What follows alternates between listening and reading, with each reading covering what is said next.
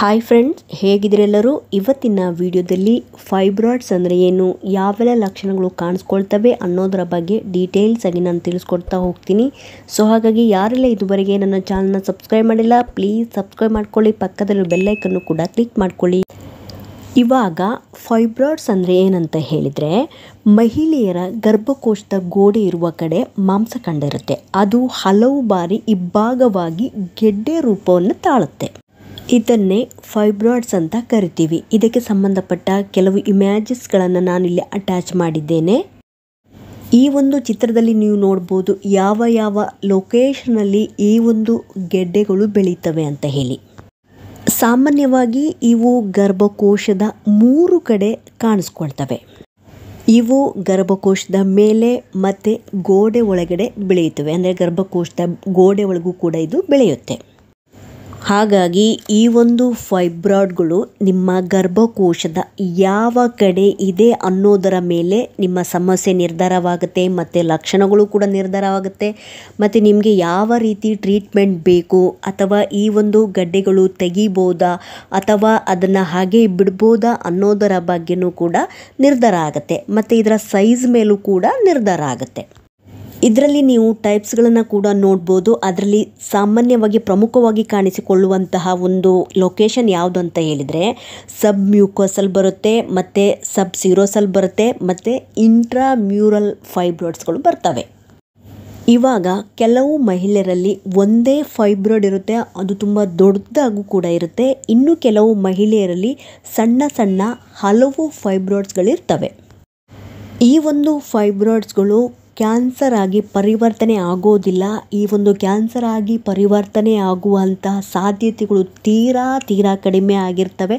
ಹಾಗಾಗಿ ನಿಮಗೆ ಒಂದು ವೇಳೆ ಫೈಬ್ರಾಯ್ಡ್ಸ್ ಆಗಿದೆ ಅಂತ ಹೇಳಿದರೆ ಹೆದರಿಕೊಳ್ಳೋ ಅವಶ್ಯಕತೆ ಇಲ್ಲ.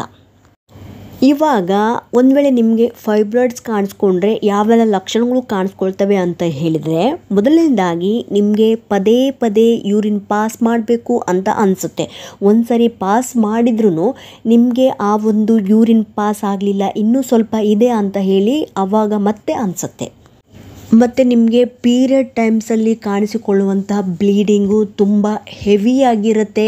ಒಂದು ವೇಳೆ ಕೆಲವರಿಗೆ ತುಂಬ ಜಾಸ್ತಿ ಪೇಯ್ನ್ ಕೂಡ ಕಾಣಿಸ್ಕೊಳ್ಳುತ್ತೆ ನಿಮ್ಮ ಕೆಳ ಹೊಟ್ಟೆಯಲ್ಲಿ. ಈ ಒಂದು ಸಂದರ್ಭದಲ್ಲಿ ಒಂದು ವೇಳೆ ನಿಮಗೆ ಫೈಬ್ರಾಯ್ಡ್ಗಳಿದ್ದರೆ, ನೆಕ್ಸ್ಟ್ ನಿಮಗೆ ಒಂದು ಸರಿ ಪೀರಿಯಡ್ ಆದ್ರೂ ಮತ್ತು ಇನ್ನೊಂದು ಟೈಮ್ ನೆಕ್ಸ್ಟ್ ಪೀರಿಯಡ್ ಬರುವ ಮುಂಚೆನೂ ಕೂಡ ನಿಮಗೆ ಪೀರಿಯಡ್ ಮಧ್ಯದಲ್ಲೂ ಕೂಡ ಬ್ಲೀಡಿಂಗ್ ಕಾಣಿಸ್ಕೊಳ್ಬೋದು.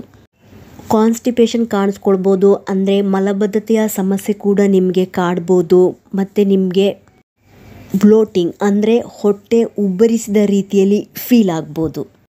ಮತ್ತು ನಿಮಗೆ ವಿಪರೀತ ಲೋವರ್ ಬ್ಯಾಕ್ ಪೇಯ್ನ್ ಕಾಣಿಸ್ಕೊಳ್ಬೋದು. ಇಂಟರ್ಕೋರ್ಸ್ ಮಾಡುವ ಸಂದರ್ಭದಲ್ಲಿ ಪೇಯ್ನ್ ಕಾಣಿಸ್ಕೊಳ್ಬೋದು. ಕ್ರಾನಿಕ್ ವಜೈನಲ್ ಡಿಸ್ಚಾರ್ಜ್ ಅಂದರೆ ನಿಮಗೆ ಬಿಳಿ ಮುಟ್ಟು ಅಥವಾ ಬಿಳಿ ಸೆರಗು ಅಂತ ಹೇಳ್ತೀವಿ, ಆ ರೀತಿ ಡಿಸ್ಚಾರ್ಜ್ ಕಾಣಿಸ್ಕೊಳ್ಬೋದು. ಫೀವರ್ ಕಾಣಿಸ್ಕೊಳ್ಬೋದು, ಅಂದರೆ ಜ್ವರ ಕಾಣಿಸ್ಕೊಳ್ಬೋದು. ತುಂಬಾ ಸುಸ್ತು ಕಾಣಿಸ್ಕೊಳ್ಬೋದು. ಮತ್ತು ನೀವೇನಾದರೂ ಪ್ರೆಗ್ನೆನ್ಸಿಗೆ ಪ್ಲ್ಯಾನ್ ಮಾಡ್ತಾ ಇದ್ದರೆ ನಿಮಗೆ ಬಂಜೆತನದ ಸಮಸ್ಯೆ ಕಾಣಿಸ್ಕೊಳ್ಬೋದು. ಪ್ರತಿ ಸರಿ ನಿಮಗೆ ಜಾಸ್ತಿ ಪೀರಿಯಡ್ ಟೈಮಲ್ಲಿ ಬ್ಲೀಡಿಂಗ್ ಹೋಗೋದ್ರಿಂದ ನಿಮಗೆ ರಕ್ತಹೀನತೆ ಅಂದರೆ ಅನೀಮಿಯಾ ಸಮಸ್ಯೆ ಕೂಡ ಕಾಣಿಸ್ಕೊಳ್ಬೋದು. ಇನ್ನು ಕೆಲವರಿಗೆ ಏನಾಗುತ್ತೆ ಅಂತ ಹೇಳಿದರೆ, ಈ ಒಂದು ಫೈಬ್ರಾಯ್ಡ್ನ ಸಮಸ್ಯೆ ಇರೋದ್ರಿಂದ ಅಥವಾ ಫೈಬ್ರಾಯ್ಡ್ ಇರೋದ್ರಿಂದ ಒಂದು ವೇಳೆ ಅವರು ಪ್ರೆಗ್ನೆನ್ಸಿ ಆದ್ರೂ ಮಿಸ್ಕ್ಯಾರೇಜ್ ಆಗುವಂಥ ಸಾಧ್ಯತೆಗಳು ಜಾಸ್ತಿ ಇರುತ್ತೆ. ಮತ್ತು ನಿಮ್ಮ ಬೇಬಿಯ ತೂಕ ಕೂಡ ಕಡಿಮೆ ಇರುತ್ತೆ. ಮತ್ತು ಫೈಬ್ರಾಯ್ಡ್ ಇದ್ದು ನೀವೇನಾದರೂ ಪ್ರೆಗ್ನೆಂಟ್ ಆದರೆ ನಿಮಗೆ ಅವಧಿಗೂ ಮುಂಚೆನೂ ಕೂಡ ಹೆರಿಗೆ ನೋವು ಕಾಣಿಸ್ಕೊಳ್ಬೋದು, ಅಥವಾ ನಿಮಗೆ ಡೆಲಿವರಿನೂ ಆಗ್ಬೋದು. ತಲೆ ಸುತ್ತು ಕಾಣಿಸ್ಕೊಳ್ಬೋದು. ಮತ್ತು ನಿಮಗೆ ಇವಾಗ ಪೀರಿಯಡ್ನ ಸಮಯ ನಿಮಗೆ 1 ವೀಕ್ಕಿಂತ ಜಾಸ್ತಿನೇ ಇರ್ಬೋದು. 1 ವೀಕ್ಕಿಂತಲೂ ನಿಮಗೆ ಜಾಸ್ತಿ ಬ್ಲೀಡಿಂಗ್ ಆಗ್ಬೋದು. ಈ ಒಂದು ಬ್ಲೀಡಿಂಗ್ ತುಂಬ ಹೆವಿಯಾಗಿ ನಿಮಗೆ ಡಿಸ್ಚಾರ್ಜ್ ಆಗ್ಬೋದು. ಮತ್ತು ತುಂಬ ಪೇಯ್ನ್ ಕಾಣಿಸ್ಕೊಳ್ಳುತ್ತೆ. ತುಂಬ ಸೆಳೆತ, ಸೊಂಟದ ಸುತ್ತಮುತ್ತ ಕೂಡ ವಿಪರೀತ ಸೆಳೆತನೂ ಕೂಡ ಕಾಣಿಸ್ಕೊಳ್ಳುತ್ತೆ. ನಿಮ್ಮ ಕಾಲುಗಳಲ್ಲಿ ನೋವು ಕಾಣಿಸ್ಕೊಳ್ಬೋದು. ಮತ್ತು ನಿಮಗೆ ಹೊಟ್ಟೆಯ ಕೆಳಗಡೆ ಏನೋ ಒಂಥರ ಭಾರ ಈ ರೀತಿಯ ಫೀಲ್ ಆಗ್ಬೋದು. ಒಂದು ವೇಳೆ ನಿಮ್ಮ ಫೈಬ್ರಾಯ್ಡ್ ಗೆಡ್ಡೆ ತುಂಬ ದೊಡ್ಡದಾಗಿದ್ದರೆ ಈ ರೀತಿ ಫೀಲ್ ನಿಮಗೆ, ಅಥವಾ ಡಿಸ್ಕಂಫರ್ಟ್ ಫೀಲ್ ಆಗ್ಬೋದು.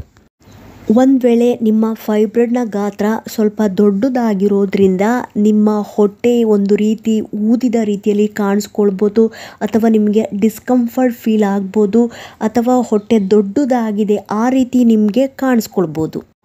ಸೊ ಹಾಗಾಗಿ ನಿಮಗೆ ಒಂದು ವೇಳೆ ಸ್ಕ್ಯಾನ್ ಮಾಡಿದಾಗ ಅಥವಾ ಇನ್ನೇನೋ ಸ್ಕ್ಯಾನ್ ಮಾಡಿದಾಗ ಆವಾಗ ನಿಮಗೆ ಏನಾದರೂ ಫೈಬ್ರಾಯ್ಡ್ ಇದೆ ಅಂತ ಹೇಳಿ ಗೊತ್ತಾದಾಗ ಇದ್ರ ಬಗ್ಗೆ ನೀವು ಹೆದರ್ಕೊಳ್ಳೋ ಅವಶ್ಯಕತೆ ಇಲ್ಲ. ಕೆಲವರಿಗೆ ಈ ಒಂದು ಫೈಬ್ರಾಯ್ಡ್ ತುಂಬ ಸಣ್ಣದಾಗಿರೋದ್ರಿಂದ ಅವರಿಗೆ ಗೊತ್ತೇ ಆಗೋದಿಲ್ಲ, ಅದ್ರ ಜೊತೆಗೆ ಅವರು ಜೀವನ ಮಾಡ್ಬೋದು. ಒಂದು ವೇಳೆ ಈ ಒಂದು ಫೈಬ್ರಾಯ್ಡ್ ಗೆಡ್ಡೆ ತುಂಬ ದೊಡ್ಡದಾಗಿದ್ದು ಮತ್ತು ಇದರಿಂದ ನಿಮಗೆ ತುಂಬ ಲಕ್ಷಣಗಳು ಕಂಡು ಬಂದಿದ್ದು ಮತ್ತು ಇದರಿಂದ ನಿಮಗೆ ತುಂಬಾ ಹಿಂಸೆ ಆಗ್ತಿದೆ ಅಂತ ಹೇಳಿದರೆ ಅದಕ್ಕೆ ಬೇಕಾದ ಟ್ರೀಟ್ಮೆಂಟ್ಗಳು ಡಾಕ್ಟ್ರು ಕೊಡ್ತಾರೆ. ಒಂದು ವೇಳೆ ಇದು ನಿಮಗೆ ಏನಾದರೂ ಮಗು ಹೋಗಿ ಅಂಟ್ಕೊಳ್ಳೋ ಜಾಗದಲ್ಲಿ ಏನಾದರೂ ಇದ್ದರೆ, ಅಂದರೆ ನಿಮ್ಮ ಗರ್ಭಕೋಶದ ಒಳಗೋಡೆ ಹತ್ರ ಏನಾದರೂ ಬೆಳೀತಾ ಇದ್ದರೆ ಅದನ್ನು ನಿಮಗೆ ಡಾಕ್ಟ್ರು ಸರ್ಜರಿ ಮಾಡೋ ಮೂಲಕ ಅಥವಾ ಮೆಡಿಸಿನ್ ಕೊಡುವುದರ ಮೂಲಕನೂ ಅದನ್ನು ನಿಮಗೆ ಡಾಕ್ಟ್ರು ರಿಮೂವ್ ಮಾಡ್ಬೋದು. ಒಂದು ವೇಳೆ ಈ ಒಂದು ಗರ್ಭಕೋಶದ ಗೆಡ್ಡೆ ತುಂಬ ದೊಡ್ಡದಾಗಿದೆ, ನಿಮ್ಮ ಗರ್ಭಕೋಶ ಫುಲ್ ಅದು ಆವರಿಸಿದೆ ಮತ್ತು ನಿಮಗೆ ಫ್ಯಾಮಿಲಿ ಕೂಡ ಕಂಪ್ಲೀಟ್ ಆಗಿದೆ ಅಂತ ಹೇಳಿದೆ ಮತ್ತು ನಿಮಗೆ ತುಂಬ ಲಕ್ಷಣ ಕಂಡು ಬಂದು ತುಂಬ ಹಿಂಸೆ ಆಗ್ತಿದೆ ಅಂತ ಹೇಳಿದರೆ ಡಾಕ್ಟ್ರು ನಿಮಗೆ ಹಿಸ್ಟ್ರೆಕ್ಟಮಿ ಮಾಡ್ಬೋದು, ಅಂದರೆ ನಿಮ್ಮ ಇಡೀ ಗರ್ಭಕೋಶವನ್ನು ಕೂಡ ರಿಮೂವ್ ಮಾಡ್ಬೋದು. ಸೊ ಹಾಗಾಗಿ ಇದ್ರ ಬಗ್ಗೆ ನೀವು ಹೆದರ್ಕೊಳ್ಳೋ ಅವಶ್ಯಕತೆ ಇಲ್ಲ. ಹಾಗಾಗಿ ಈ ಒಂದು ಗೆಡ್ಡೆಗಳು ಕ್ಯಾನ್ಸರ್ ಗೆಡ್ಡೆಗಳಾಗಿ ಪರಿವರ್ತನೆ ಆಗುವಂಥ ಸಾಧ್ಯತೆಗಳು ತೀರಾ ಕಡಿಮೆ ಆಗಿರೋದ್ರಿಂದ ಅದ್ರ ಬಗ್ಗೆ ನೀವು ಟೆನ್ಷನ್ ಮಾಡ್ಕೋಬೇಡಿ. ಒಂದು ವೇಳೆ ಈ ರೀತಿಯ ಲಕ್ಷಣಗಳು ಒಂದು ವೇಳೆ ನಿಮಗೆ ಕಂಡು ಬಂದರೆ ಒಮ್ಮೆ ಡಾಕ್ಟ್ರನ್ನ ಕನ್ಸಲ್ಟ್ ಮಾಡಿ ವಿಚಾರಿಸ್ಬೇಕಾಗತ್ತೆ. ಆವಾಗ ಅವರು ಟೆಸ್ಟ್ ಮಾಡಿ ನಿಮಗೆ ಯಾವ ರೀತಿ ಟ್ರೀಟ್ಮೆಂಟನ್ನು ಮುಂದುವರಿಸಬೇಕು, ಅದು ಯಾವ ಲೊಕೇಶನಲ್ಲಿ ಬೆಳೀತಾ ಇದೆ, ಯಾವ ಸೈಜ್ನಲ್ಲಿದೆ, ಏನು ಮಾಡಬೇಕು, ಯಾವ ರೀತಿ ಟ್ರೀಟ್ಮೆಂಟನ್ನು ಕಂಟಿನ್ಯೂ ಮಾಡಬೇಕು ಅನ್ನೋದರ ಬಗ್ಗೆ ನಿಮಗೆ ಡಿಸ್ಕಸ್ ಮಾಡಿ ಹೇಳ್ತಾರೆ. ಸೊ ಹಾಗಾಗಿ ಫಸ್ಟ್ ಆಫ್ ಆಲ್ ನಿಮಗೆ ಏನಾದರೂ ಈ ರೀತಿಯ ಲಕ್ಷಣಗಳು ಕಂಡು ಬಂದರೆ ನಿರ್ಲಕ್ಷ್ಯ ಮಾಡದೆ ಒಮ್ಮೆ ಡಾಕ್ಟ್ರನ್ನ ಕನ್ಸಲ್ಟ್ ಮಾಡಿ ವಿಚಾರಿಸೋದು ಒಳ್ಳೆಯದು. ಸೊ ಹಾಗಾಗಿ ಇವತ್ತಿನ ವಿಡಿಯೋದಲ್ಲಿ ಫೈಬ್ರಾಯ್ಡ್ ಅಂದರೆ ಏನು, ಯಾವೆಲ್ಲ ಲಕ್ಷಣಗಳು ಕಾಣಿಸ್ಕೊಳ್ತವೆ ಅನ್ನೋದರ ಬಗ್ಗೆ ಡೀಟೇಲ್ಸ್ ಆಗಿ ತಿಳಿಸ್ಕೊಟ್ಟಿದ್ದೀನಿ. ಈ ಒಂದು ಇನ್ಫಾರ್ಮೇಷನ್ ನಿಮಗೆ ಇನ್ಫಾರ್ಮೇಟಿವ್ ಅನಿಸಿದ್ದಲ್ಲಿ ಪ್ಲೀಸ್ ಸಬ್ಸ್ಕ್ರೈಬ್ ಮಾಡೋದನ್ನು ಮರಿಬೇಡಿ. ಸಿಗ್ತೀನಿ ಮುಂದಿನ ವಿಡಿಯೋದಲ್ಲಿ. Thank you so much friends.